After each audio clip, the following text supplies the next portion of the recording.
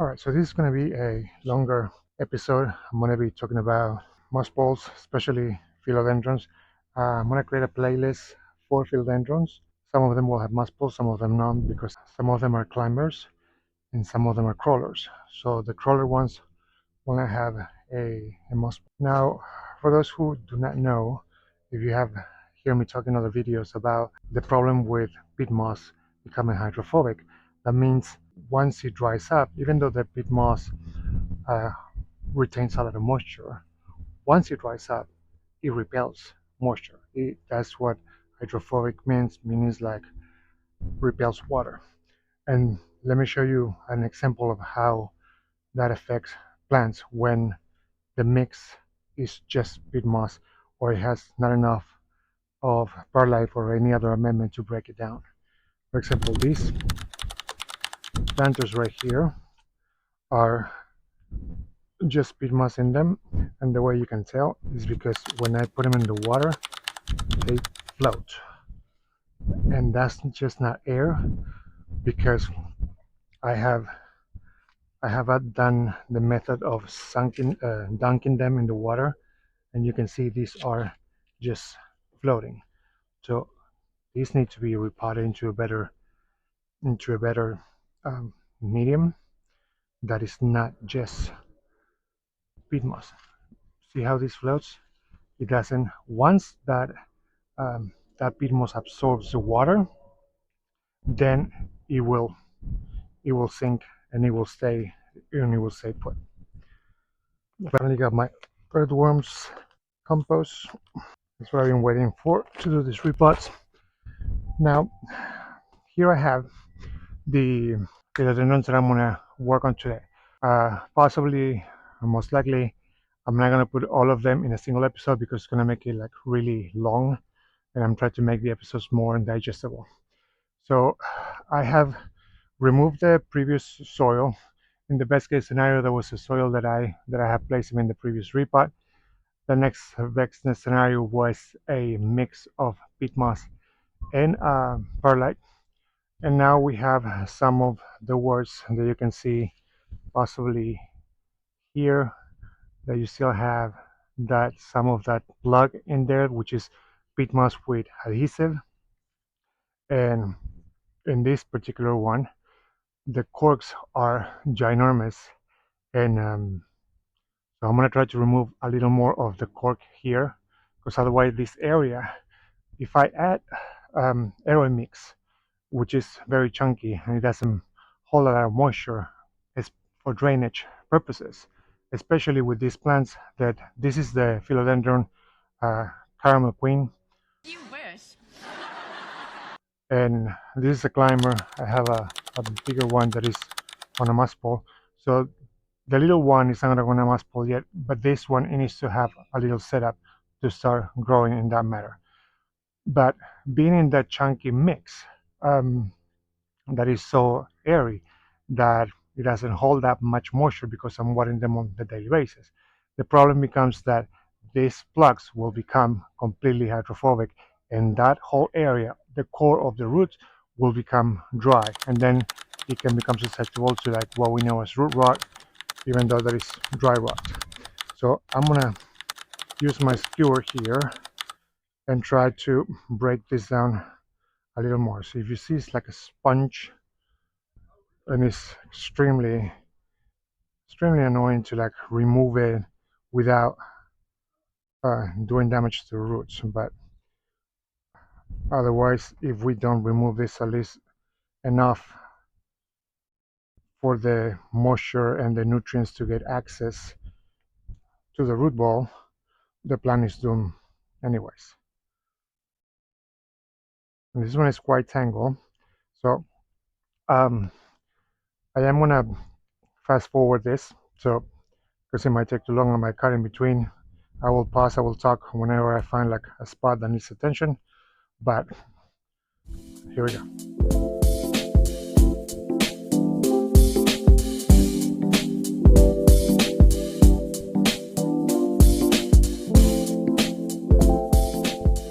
Now, if there's a grower out there that can explain me better why they do this, and that it's not a scam for the plant to be doomed, uh, to die, because what's a scam? The plant die, and when then we go and we buy another one to replace it. And especially these plants that are not the common finds at the box stores, not even at the nurseries around here.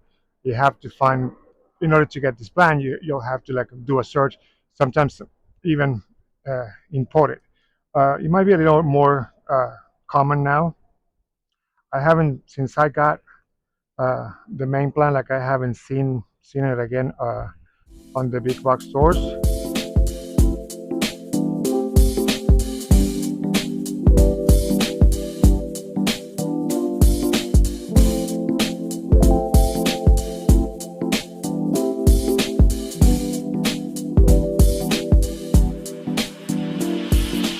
Also, another thing that if I don't remove this, this has turned into a massive cork, and if I don't uh, remove most of it, I won't be able to separate the baby from the bigger one. So let's keep going.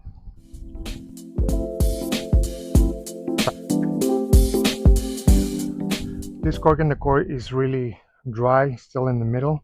That's why it's hard to for it to come off and crumble.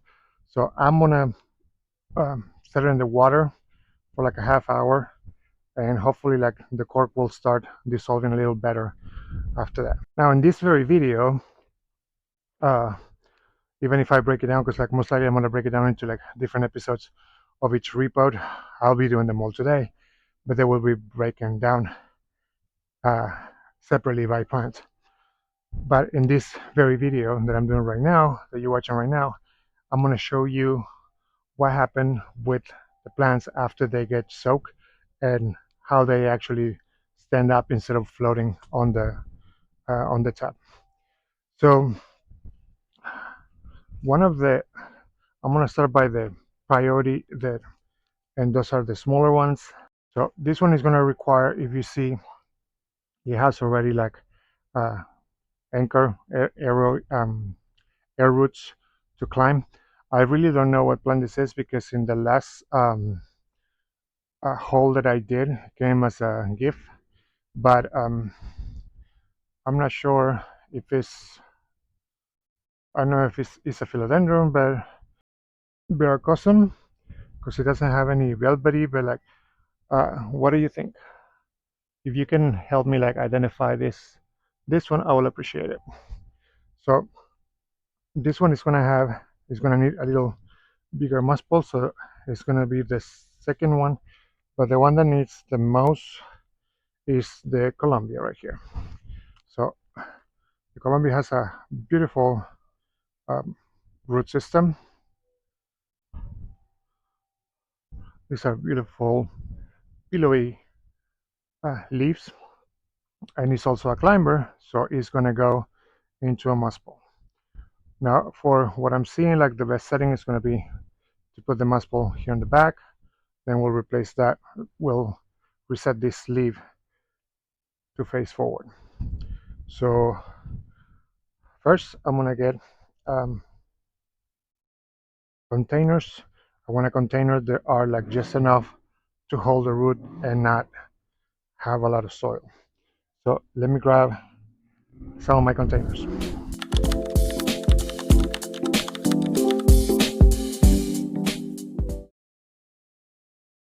Basically up to like 90%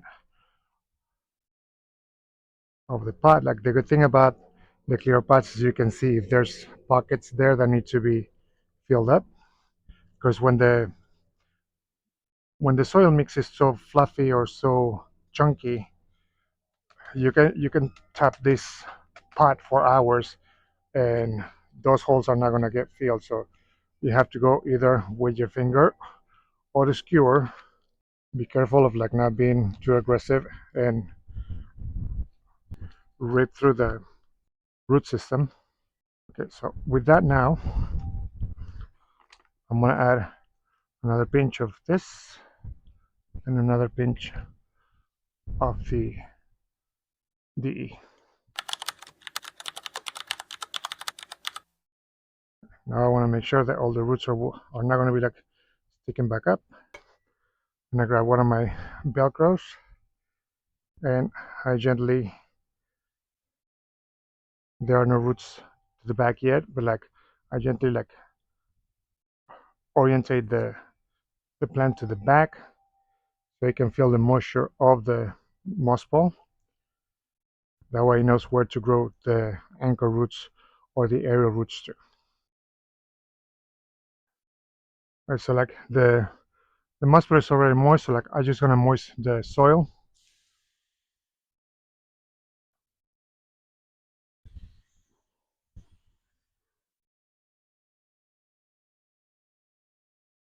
Once you moisten the soil, you're also gonna be able to see any pockets, any air pockets. So you can adjust right there and address those.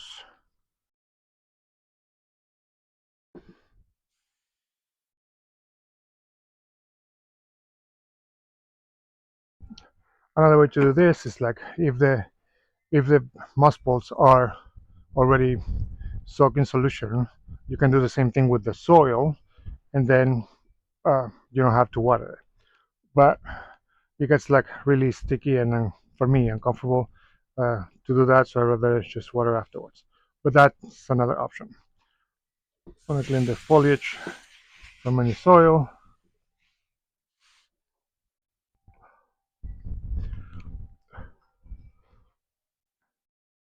And this one is done. Philodendron Columbia, SP. Now, as I promised, well, they're actually not ready yet. So let's do the next one because I promised you that I was going to show you uh, the pots being already sucked in all the water, but they're still soaking. They're still floating. So that's the issue. That's how hydrophobic um, peat moss can get. So now the next one, we're gonna get the little one, which I don't know what it is, and I can use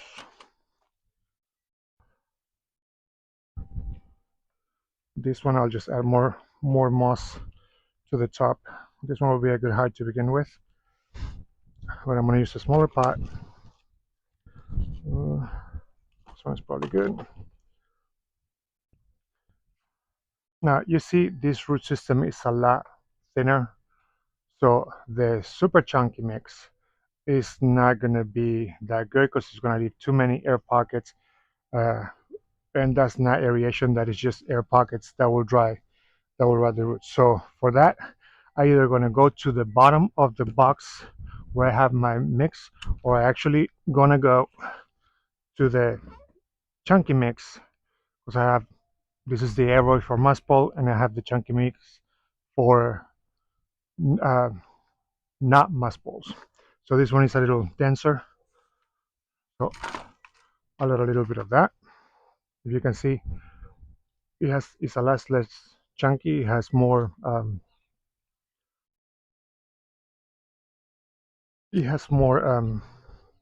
peat moss and coco coir than the other one that has almost nothing. Um, I did forget to put in the other one, but I'll do that. Let me do that now before I forget. This is the good thing about materials that are fine, that you can add them at the end and they will get the job done, especially in small pots like this. So this is a little earthworm castings. Another thing you can do is like after you put the first layer, you just give a little water, and then we add the E.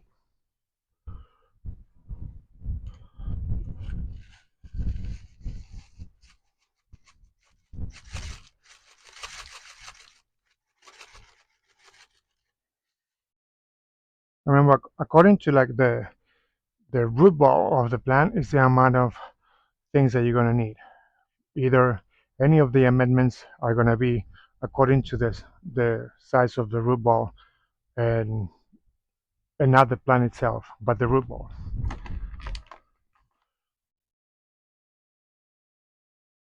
A little bit of this right here, and now I'm going to adjust this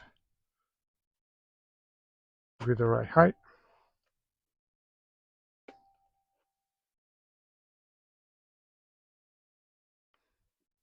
Now that is the right height, and I have a lot of plants that are in this small of a pot. Um, what's great with this is like you can get a ceramic pot as a cover pot, in order to hold the water and make it easier to water it, but as well to like give it um, more weight, and it doesn't like stumble and fall over. Now we do the same way. We add the soil to the back of the pole.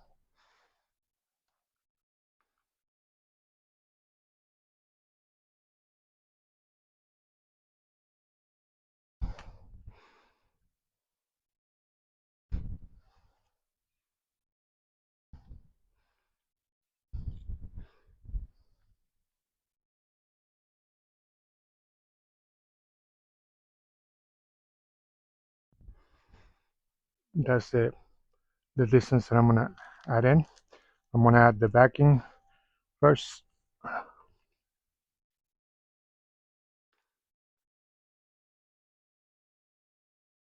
I'm just gonna add a little bit of the dirt, and then add another little pinch.